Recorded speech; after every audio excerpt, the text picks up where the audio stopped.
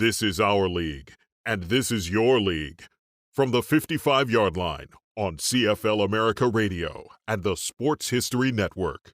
Stand by, 15 seconds to air. Stand by all cameras and videotape. Ready with your opening graphics. Stand by, Howard. Here we come, Frank. Ready, Don. Stand by audio, your opening music, and roll tape. Take tape.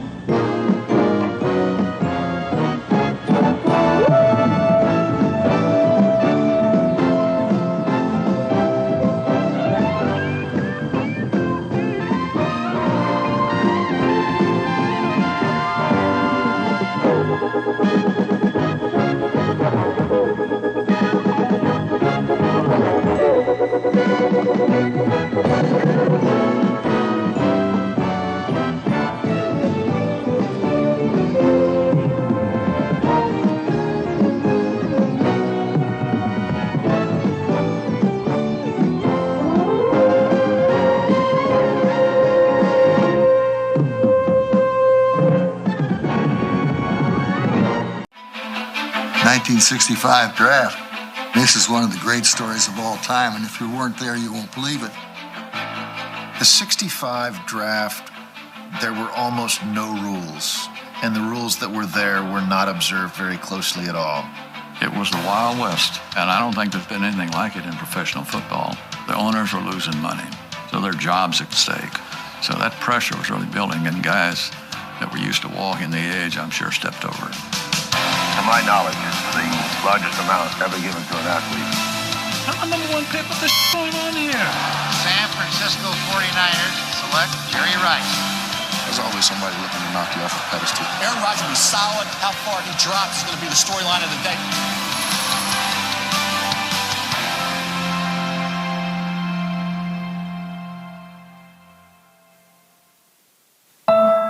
The Pro Football Hall of Fame includes 5 enshrinees who were selected in the 1965 college draft. Fred Biletnikoff, Chris Hamburger, Broadway Joe Namath, and Chicago Bears teammates Dick Butkus and Gale Sayers. Other top stars of 65 included Chiefs receiver Otis Taylor, Redskins tight end Jerry Smith, and Jets Super Bowl III hero George Sauer Jr. The 65 draft was actually held on November 28, 1964. In 2 different Manhattan hotels just 4 blocks from each other, both the NFL and the rival American Football League conducted separate selections. So crucial were these player picks that both drafts were held even while the regular season was still in progress. The bidding would be vigorous, thanks to an infusion of cash awarded to the AFL by their new broadcasting partner. When we signed this, and it was per team, probably as good as I think it was as good as the NFL, if not better. By the time that draft came along in 65, we had the NBC money, so you could stack it up.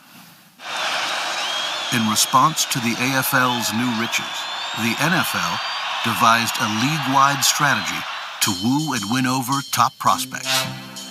Pete Rozelle said, in the war between the leagues, we really should treat the draft like a fraternity rush. We're trying to get people to pledge our fraternity.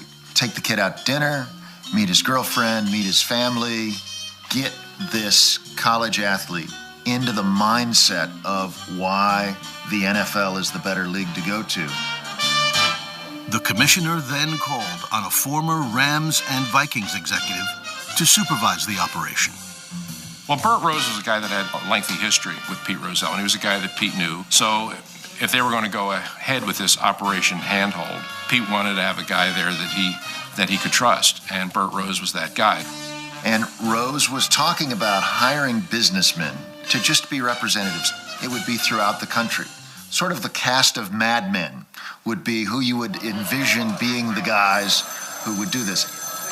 They had everybody and anybody you could think of. High-powered attorneys, car dealers, ranchers. It was really something. These madmen of the gridiron were each given a United Airlines Gold Card, which enabled them to board any plane from anywhere. With such a resource, this battalion of babysitters flew campus stars all over the country. The college players were then stashed in luxury hotels, wined, dined, and successfully confined from AFL reps trying to negotiate. Show up in the room and there's a cooler of beer, sandwiches, knickknacks, and I'm saying, guys, I'm enjoying it, I'm using it. They caught us flat-footed, and we just didn't have anything to match it. We never had a centralized organization. We didn't have a Bert Rose with people that could make calls, and they were organized, and they cleaned our clock. On the campus of Cal Berkeley, negotiating for star quarterback Craig Morton proved an especially lopsided victory for the NFL's Cowboys over the nearby Raiders of the AFL. It was kind of an interesting deal that we put together for him, and it involved a bookstore. Part of the contract was that Craig got this bookstore in Berkeley. And then I was going to make one final trip to Dallas, and they know that Mickey Mantle's my hero since I'm a boy. And I get on the plane, and I'm on the first row, and I look up, and it's Mickey Mantle. He's sitting next to me. I said, if they can do this, I probably should sign. Desperate to compete for the top talent, the younger league bent some rules by going undercover. The AFL was aggressively pursuing candidates to play football for them. Buffalo Bills had the rights to me. They had a secret draft, as they called it. So I was in negotiations with the Buffalo Bills way prior to the NFL draft. What, of course, happened was some of the talent scouts in the AFL got together and talked about who was going to go where, who would make the most sense of being with which team, and there was a divvying up. The NFL was aware of this, it leaked out, and suddenly you've got a bad PR disaster in your hands. In an era when spy films and TV shows were all the rage, the AFL's own Cold War against the NFL was led by the Oakland Raiders. Some of that small-time cloak and dagger stuff was going on.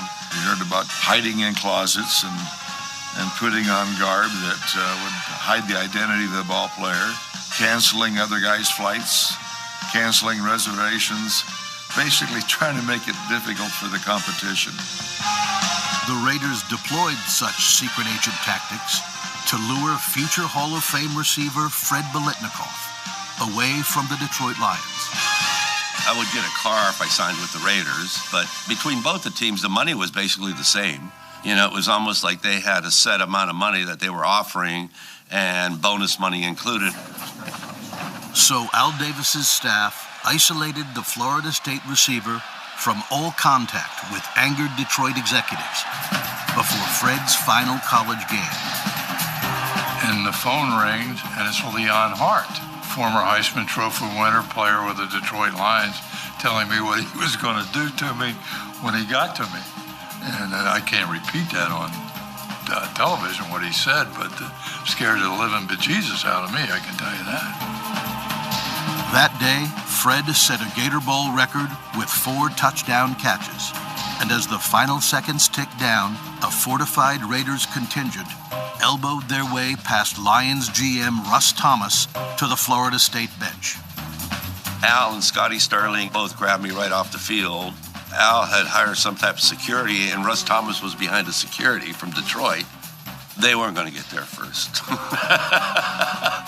The scene that most spoke to what was going on was Fred Biletnikoff standing in the end zone, signing his contract over national TV while the cameras are still rolling.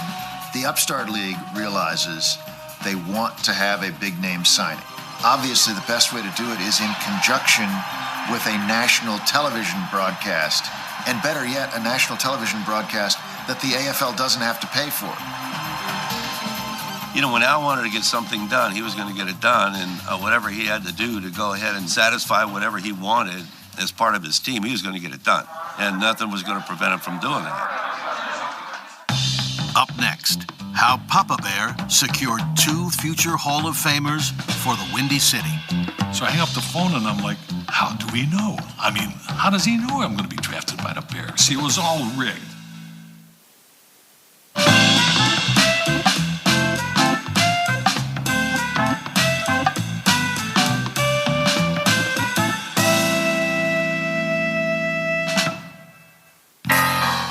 talent war between the leagues, the clear prize among running backs in the '65 draft was Gale Sayers. I was All-American for 3 out of my 4 years. When I got onto the football field, I told the quarterback, give me the ball and watch out. I'm faster, I'm stronger. That's all I wanted to do. Just give me the ball and let me do my thing.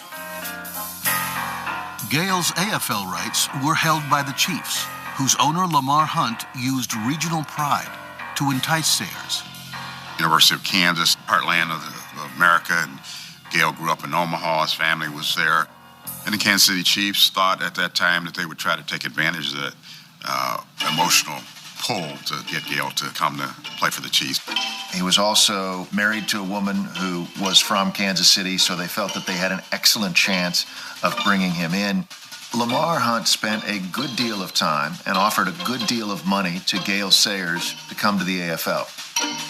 Hunt's local pedigree and bank account seemed a mismatch against the NFL's Bears, whose frugal owner was also after the Kansas Comet. Well, I knew Lamar had something like $500 or $600 million, and I was concerned whether he'd use that dough to get Gale Sayers. Then I saw game film of Gale in action, and I never saw such moves in my life. And I made up my mind right then and there. Lamar Hunt and all his dough won't mean a thing. I'm going to get Gale Sayers. The Bears contact Sayers, and they contact Sayers not necessarily with the old, crusty George Halas, but with the league representative Buddy Young, who had been a player, who had understood what it was like to be the only African-American on a football team. In terms of the babysitting, particularly African-American players at that time, there was just a need for someone like Buddy Young, a veteran person, to advise these players on how to act on and off the field. The National Football League was interested in getting quality football players. Gale Sayers is a quality football player. And Buddy Young, he told me that I was going with the Bears because, and I would like for you to be with the Bears because they are an established team. The AFL, you never know. They may not be here next year. And what Young was able to offer that Lamar Hunt and all of his riches could not offer was the prestige of going to one of the charter franchises. In the end, despite the home field advantage that the Chiefs had, Sayers winds up signing with the Bears. Well, I always admired Mr. Halas, and I think that my wife and I would be very happy here. For another first-round pick, Papa Bear played the hometown angle, alluring University of Illinois linebacker Dick Butkus away from the AFL's Denver Broncos. Butkus is pure Chicago. From the South Side, Roseland neighborhood, tough working class area, son of Lithuanian immigrants. He's one of us made good. Like the AFL's secret draft, the NFL had also held prior discussions, which reassured Halas that Butkus would be staying put in Chicago. The night before the draft, I get this call. So I get on the phone with Arthur Morris. He says, see, I told you the Bears came back with an offer. Here it is. So I hang up the phone and I'm like, how do we know? I mean, how does he know I'm going to be drafted by the Bears? See, it was all rigged. The Bears are in the NFL, and I think the NFL is the major leagues. What the heck? And I told Denver that I was anticipating on going with the Bears and that one considered Denver no matter what. But he knew you were going to be drafted by the Bears. Like I knew it the night before the draft. Well, he didn't tell me. Really? No. Jeez. He calls me. He says, okay, we're going to shake. We got a deal with the Bears. He knew. It was all rigged. Well, everybody knew who they were going to draft. I got a contract. That's all I wanted. Look, the same here. I got a contract. Same here. But you know what happened? What they told me on the phone? When it ended up signing it, it was half. You know, whatever. But I was glad. I was glad to be, hey, they're going to pay me to play this game I love. Are you kidding me?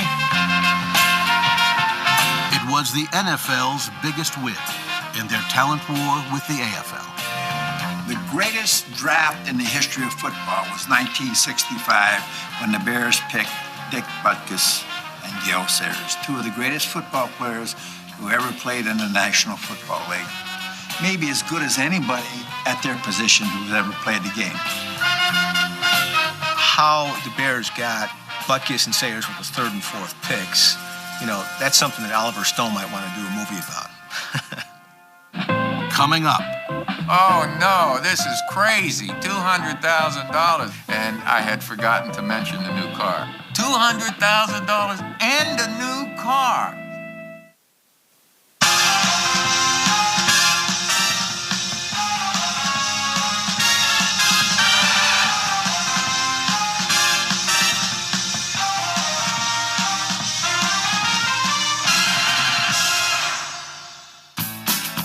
No owner would play a greater role in the drama of the 1965 draft than the Houston Oilers' Bud Adams. His impact began at the very start of the AFL draft, in which he owned the first 2 picks. With the number 1 overall choice, Adams burnished his own franchise by selecting Baylor receiver Larry Elkins, number 26. But then his concerns turned from Big Oil to the Big Apple, where Adams traded the number 2 pick in the AFL draft to the Jets in exchange for native Texan Jerry Rome. You look at it and you say, well, why would a team do that? I mean, that just doesn't seem to make any sense. Well, in the context of the times, it made perfect sense. The decision was made on the part of Bud Adams, the Houston owner, because he's getting back a quarterback from Texas who he can sell to his audience. But more importantly, he's giving the Jets the opportunity to go up and draft Joe Namath, because for the overall good of the American Football League, which all of these owners were well aware of, the best thing for the league would be put that marquee player in the city with the biggest marquee. The millions who will visit the New York World's Fair in the next 2 years will also gaze on a glamorous new sports center, Shea Stadium. New York Cinderella football team, the Jets, take over the park next fall. The Jets not only had a big stage, but by 1964, they had an owner with the expertise to make the most of it. David A. Sonny Werblin.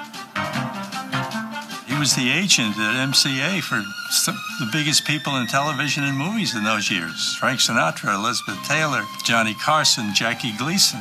I mean, he was the man. If you wanted a show, he was the guy that gave you the performer. His partners thought they were in the football business. He said, what a bunch of jerks. We're in the TV business. And he understood that the players were the product. Just like he had in movies, music, and television, Sonny planned to make a splash with whatever superstars he could collect in his stable. In the 1965 draft, the biggest stud available was the Crimson Tide's Joe Namath. Here was this rascal, not a maverick, a rascal. Wore his hair long, but could throw the 25-yard out like nobody could ever do it before. Most importantly, he looked great on television. That charisma came through. You got a team out there working with you like the rest of the guys from Alabama, a real good team. You don't have to worry too much about it. Joe Namath was the type of person you could take with a young football club, pre-sale your tickets, and probably from the interest alone from the pre-sales, defray a lot of the costs that you would be paying Joe Namath. The cannon-armed Crimson Tide quarterback was throwing fuel on the AFL-NFL arms race. It reached a flashpoint when the NFL's St. Louis Cardinals selected Namath with the 12th pick in the NFL draft, then visited Joe at Alabama to negotiate. On the advice of his college coach, Paul Bear Bryant, Namath opened by asking for a contract worth $200,000. Oh, no, this is crazy. $200,000. They're going back and forth, waving it. And I had forgotten to mention the new car. And a new car. $200,000 and a new car. See, yeah, and one of them said, what kind of car? I said, a Lincoln Continental convertible. Oh, sure, a Lincoln Continental convertible. Yeah, the boy wants a Lincoln Continental. Made an issue out of it. 30 or 40 seconds later, they got papers in their hands. All right, well, let's sign here, let's sign there. And I said, wait a minute. They wanted Joe to sign the contract immediately right there. Number one, that would have been illegal. It would have made Joe ineligible. And he felt like at that time, he said, hey, I better get a lawyer. So he called me, that's when he called me. It became clear in NFL circles that perhaps the only team in the league with the resources to meet Namath's demands was the New York Giants. they contacted the Cardinals about acquiring Namath's NFL rights. The Giants knew signing Namath would be a double windfall. It would make his star power property of the NFL, and by extension, would maintain the Giants' place as the preeminent pro football team in town. But to land Namath, the Giants would have to find some way to outduel Werblin. No one was going to outspend Sonny in his quest to acquire stars. My lawyer was also an entertainment lawyer, and he knew Sonny Werblin. And we were waiting for Sonny Werblin to make a trade and get me to come to New York. Dick Butkus's AFL rights belonged to Denver. And while Sonny couldn't swing a deal for the Jets to get them, he remained determined to generate headlines. So after taking Namath with a first-round pick in the '65 draft, Werblin used a second-round pick on another big-name quarterback. Hewitt rolls on to the right. Heisman Trophy winner John Hewitt from Notre Dame. I was drafted by the Jets and the Philadelphia Eagles. So I spoke to the Eagles and then sat down with Sonny Werblin of the Jets, just a real gentleman, and gave us some really good numbers, and we said, that's it. We're going to go with the Jets. I didn't realize at the time, but you look back on it, it was a good move. Draft Joe for what you want, and you draft another kid over here who's well-known and helped sell season tickets. That had a lot to do with my being drafted to the Jets. You know, we not only signed John Hewitt, we had another quarterback from Virginia Tech, Bob Schweikert, and we drafted Archie Roberts, who was a quarterback at Columbia. David A. Sonny Werblin, the quintessential guy behind the guy. Part showman, part shadow figure, 100% mover and shaker. But whether his vision of blending sports and entertainment could truly come to pass on Namath's golden arm would still require the most daring stroke in the history of Werblin's mighty pen. Coming up. Well, I doubt if anybody's worth $400,000 right out of college. Find out what sealed the deal for one of the richest contracts in sports history.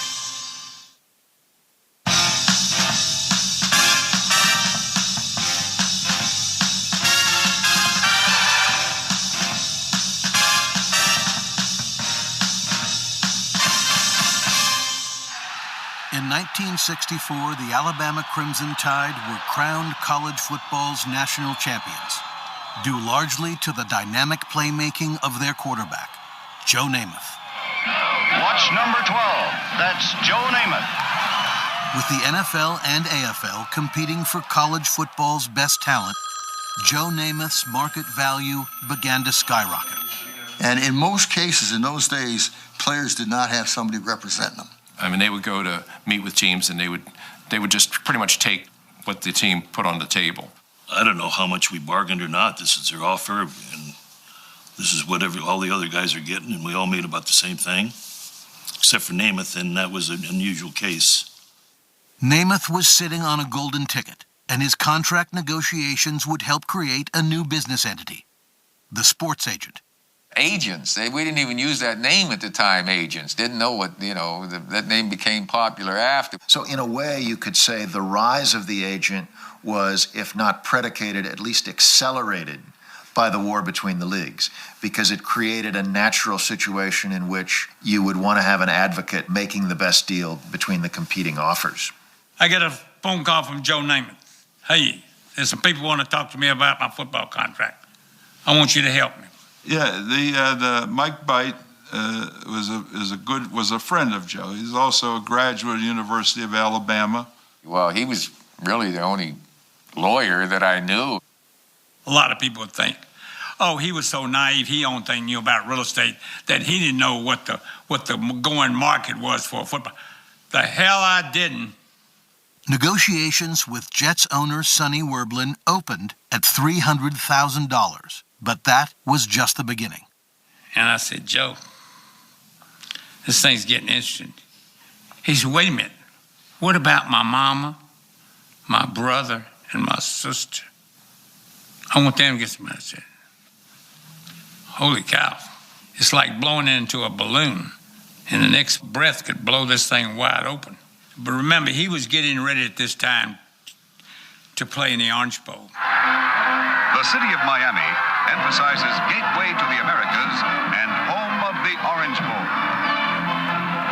The 1965 Orange Bowl was a spectacle of pageantry and extravagance. Parade Marshal Jackie Gleason, ready to roll. The star-studded event captivated the nation, and Joe Namath's final college game had become must-see TV. It was the first time the Orange Bowl was televised at night in living color.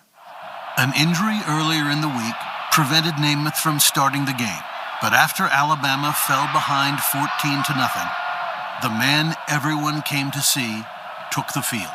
And Coach Bryant looks over and calls Namath to stand up. He puts that big paw on him and ushers him out on that damn field.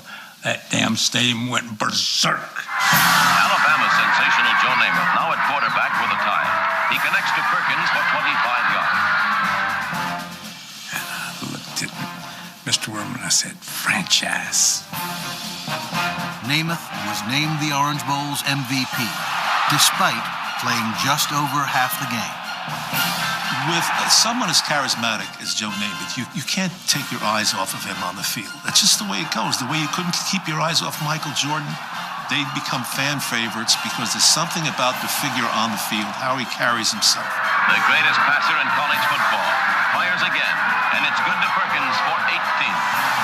A record 25 million viewers had tuned in to watch Joe Namath play in the Orange Bowl, 20 million more than the year before. Sonny Werblin and the Jets signed Namath the next day. We did not cheat. We played it by the book. That contract was signed on national television. He hadn't received a penny prior to that time. To my knowledge, it's the largest amount ever given to an athlete for professional service. And let me say we're very happy to do it. And by the end of the negotiation, Joe has I believe, a Kelly Green Lincoln Continental. White top convertible, yeah, green bottom. It was bad. Boy, it was a sweet car. He's got a job for 3 people on the Jets payroll. Yeah, we signed, my brother Bob and myself, we signed on as a scout with the Jets. And, of course, they didn't pay any attention to my scouting. The commission that Mike Byte is getting is paid by the Jets, so it doesn't come out of Joe's money.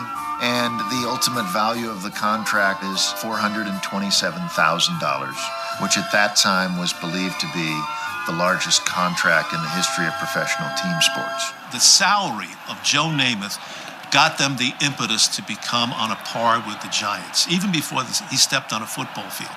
My God, if the guy is worth $427,000, this is something we've got to see.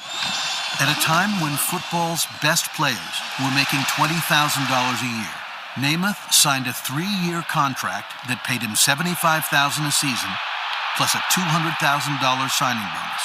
Joe Namath, the world's richest rookie.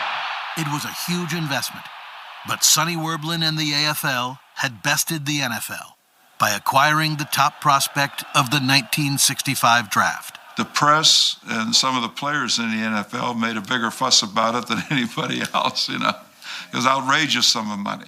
Well, I doubt if anybody's worth $400,000 right out of college. Frank Ryan had just led the Browns to the title, and he said, if Namath is worth $400,000, I'm worth $1 million. That's when the whole business of pro football became the true business of pro football. That's the equation. Money equals stardom, as long as you can justify it. Namath didn't just justify his contract, he went on to guarantee it. And within 4 years, delivered the Jets an historic Super Bowl win that validated the merger of the AFL with the NFL. The game is over. The New York Jets are the world champions. They have upset the Baltimore Colts and beat them handily here today. Namath was worth more than $427,000, not just for what he did on the field, but for what he brought to the AFL. Namath's name is magic, especially in New York, where record numbers are turning out, hoping to see the former Alabama star. But I wasn't going to be bound by your rules. I was bringing a different product. I wasn't bringing a jock. I was bringing a star. could give you a different market. Women. You saw women. It wasn't just men at a football game. He changed the game, changed the profession, changed the league. Hey! If you had asked us in 1962 what business we were in, we would have said, we're football business. If you look at the marketing plan of the National Football League today, it's the entertainment business. And that was the moment it changed. And Sonny decided to make a star. Coming up. I was number one, and the pressure was on me to say, hey, I want to go to New York. Maybe the Giants don't say it. And looking back, it was the best thing that ever happened to me.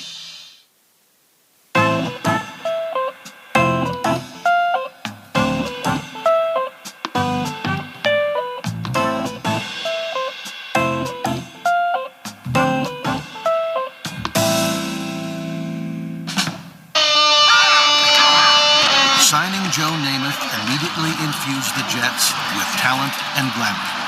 Two things the crosstown Giants would be in desperate need of by the end of 1964, when future Hall of Famers Y.A. Tittle and Frank Gifford retired.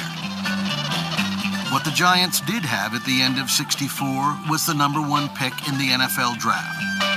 Ultimately, it wasn't enough to help them win the battle for Namath. So instead, they targeted the running back whose college career he'd ended in the 1964 Alabama-Auburn game.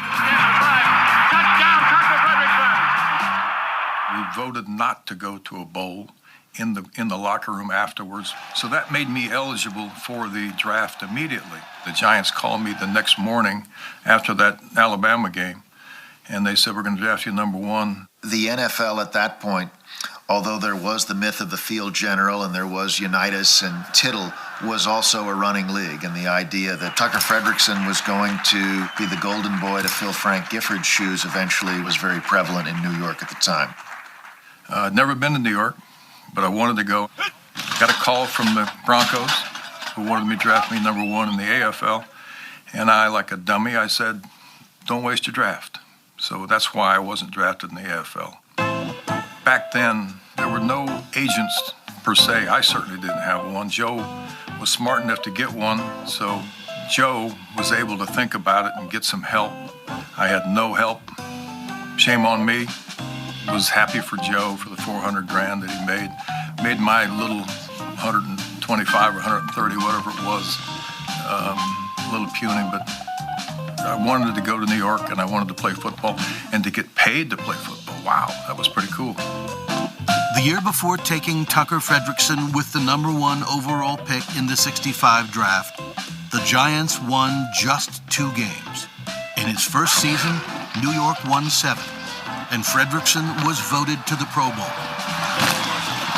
For a moment at least, the Jets were not the only team in town with optimism. The Giants are looking to the future. And in Fredrickson, who has the sustained momentum to barrel his way through for touchdowns, there is a new force in New York. My second year, '66, in training camp, I got hit and got my left leg turned. And then the last exhibition against the Green Bay Packers, I went out for a pass and the whole thing caved in. My leg was never the same. Every practice, every game from that point on, it was loose. It's still loose today.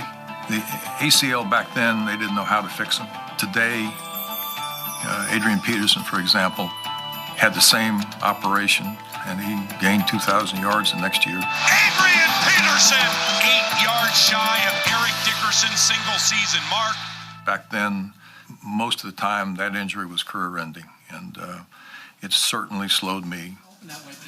Though he missed the entire 1966 season, Fredrickson still cashed in on being in the financial capital of the world.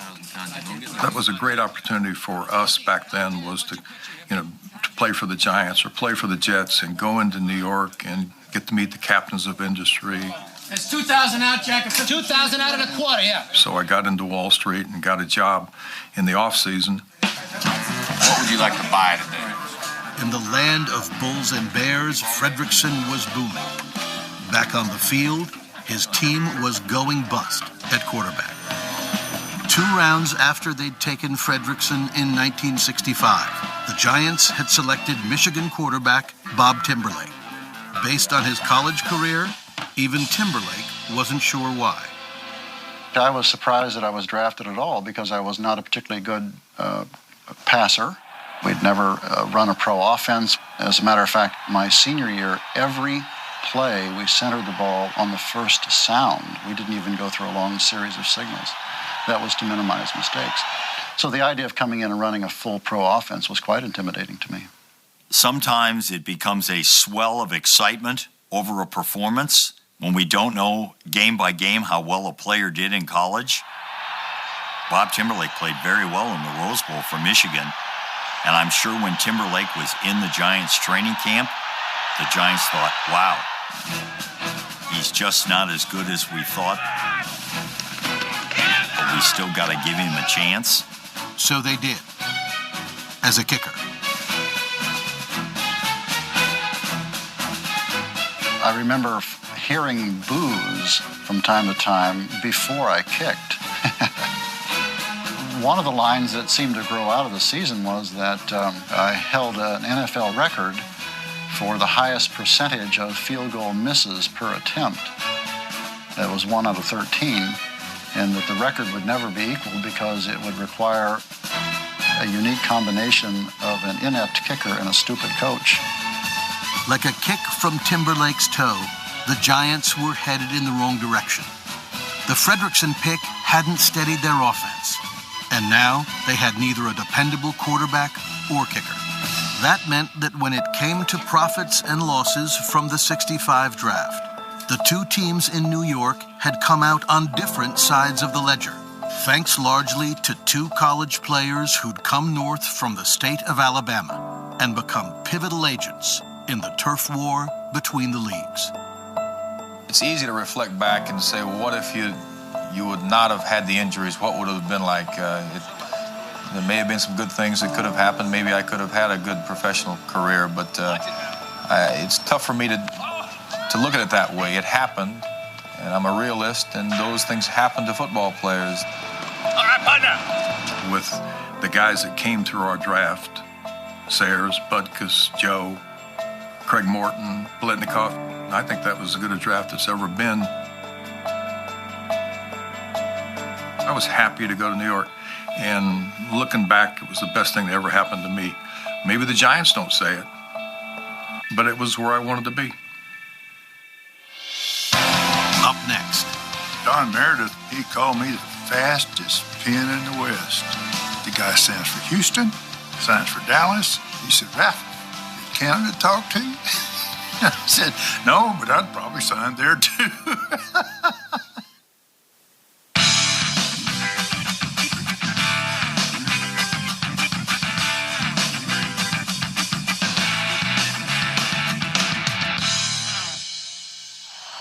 The Cowboys were the NFL's most active team in the spy versus spy world of the '65 draft. Dallas nearly stole star receiver Otis Taylor from Kansas City until a chief scout crafted his own act of counterespionage. Lloyd Wells, who I've known for many years from junior high school on, he and I became just great friends, his fatherly figure. I had told Lloyd that I wanted to play for the Chiefs, and he said I had a great chance with the Chiefs, blah, blah, blah, and all this stuff. But that apparent agreement went up in smoke when Taylor suddenly disappeared into the Texas night in the custody of the Cowboys. Gil Brandt kidnapped Otis and a buddy of his by the name of Seth Cartwright, and they brought him up to Dallas. They put him in a Holiday Inn. They put a guard, a former scout, right by his door. Nobody goes in and out of this room. Well, the scout got overserved and kind of was asleep at the wheel. Lloyd Wells drives up to Dallas, finds a janitor, gives him $20, and he said, I want you to go and get that boy. Let me know what room Otis Taylor is. I ordered something to eat, and as I was eating, I saw a note under the plate giving me some instructions. Felt sort of obligated to Mr. Wells. So in doing that course of time, I decided that I would make my move. Wells and Taylor escaped through the back window onto the parking lot and left Cartwright there, who nobody wanted. I left and came to Kansas City. My first airplane ride, I didn't know what I was doing. I was scared as hell. And we talked, and I signed. I signed with Kansas City. The Cowboys were far more successful when it came to acquiring Oklahoma All-American tackle Ralph Neely. But it would require a head-to-head battle with their Lone Star State rival, the Houston Oilers. The Colts originally held Neely's draft rights, but Ralph wanted to stay in the Southwest, providing the opening Oilers owner Bud Adams needed to secure Ralph's services. It was common that most players signed the contracts before the first of the year. And if you're in a bowl game, you signed an undated contract. Houston contract, I think, was like $16,000 or $17,000 a year for 4 years. And the Phillips 66 gas station. The Adams family started Phillips. And I thought, well, that's cool. While on the Oklahoma campus, Neely learned that the Colts had traded his NFL rights to the Cowboys. Much as playing in Dallas appealed to Ralph, he still intended to keep his commitment to Houston.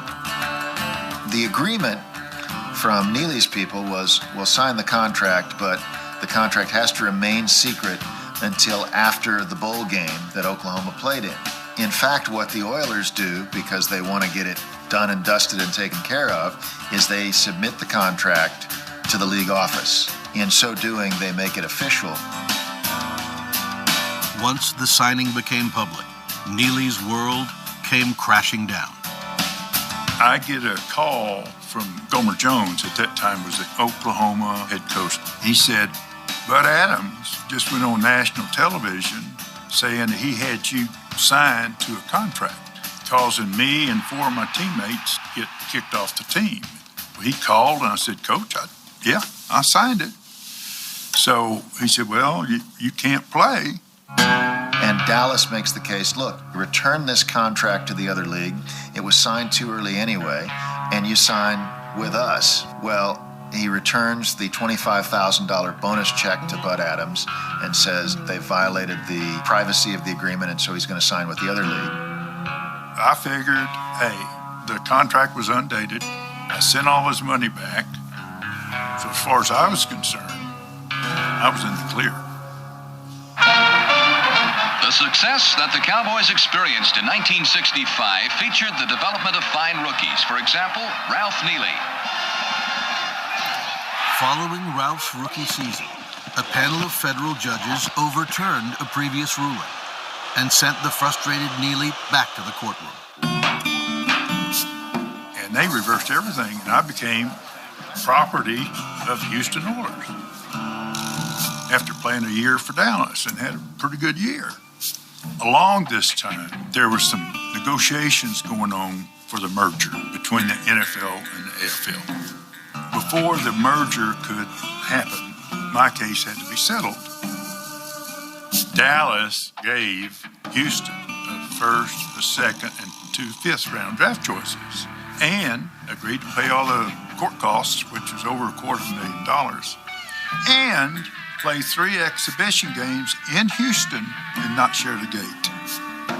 And it was a great deal for us because Neely went on to play 170-some games. I don't know if we were the bad guys or not. We got the good player. That's all I cared about. You know, I was picked by the NFL Hall of Fame team, all-time team of the 60s. What Dallas gave up to get me and what they got back, they got a good return on their money. The Neely settlement brought about a fitting conclusion to the cloak and dagger capers of the '65 draft. From that point forward, you began moving towards what everybody understood was inevitable merger. The 2 leagues were going to come together. The 2 leagues were going to have to learn to work together.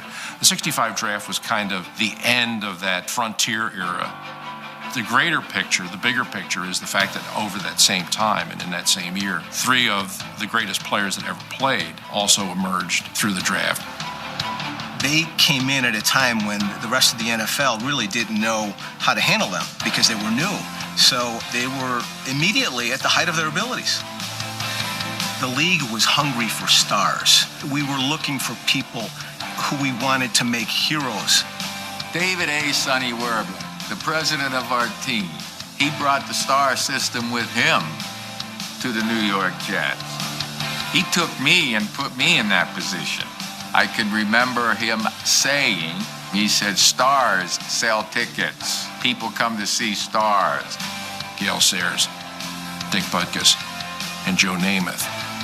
Three guys that came in through this whole sort of craziness of that draft, but emerged as the players that were going to take the NFL into the future.